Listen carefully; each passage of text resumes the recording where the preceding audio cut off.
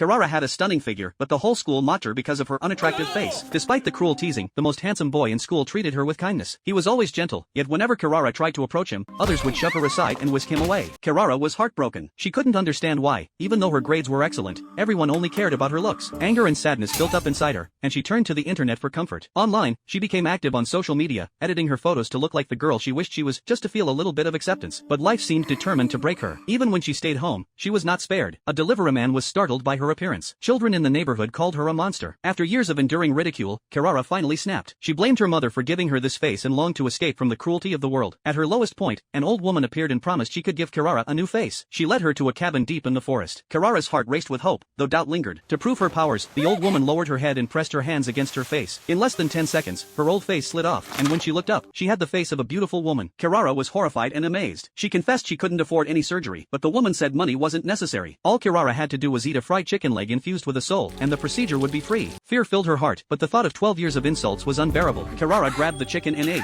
The old woman smiled with satisfaction and began the operation. Otoko happened to pass by and saw everything. The next morning, Kirara caused a stir at school. Boys surrounded her, fighting for her attention. Girls praised her beauty and asked who she was. Overwhelmed, Kirara finally introduced herself. Everyone gasped when they realized it was the same Kirara they had always mocked. Staring at her reflection, Kirara felt like she had been reborn. She no longer dreaded walking down the street. Soon after, a talent scout approached her with an invitation to join the entertainment industry. But even with her newfound fame, Kirara's eyes remained on the boy she liked. This time, when she appeared, the boy walked directly to her. To her surprise, he called her name without hesitation. She asked how he could still recognize her. He blushed, saying he had always seen her, always noticed her. Then he asked why she had gone through surgery. To him, appearance meant nothing. Kirara was furious. She believed beauty was everything. She stormed away, leaving him stunned. A short-haired girl nearby seethed with jealousy. She couldn't stand that Kirara had dared to yell at the boy she also adored. Otoko took advantage of her anger, whispering Kirara's secret. He promised to introduce her to the same procedure for a fee. What none of them knew was that the side effects were about to appear. That night, sharp pain shot across Kirara's face. She stumbled outside and bumped into a classmate. When she looked up, the student almost fainted in terror. Kirara's face was gone.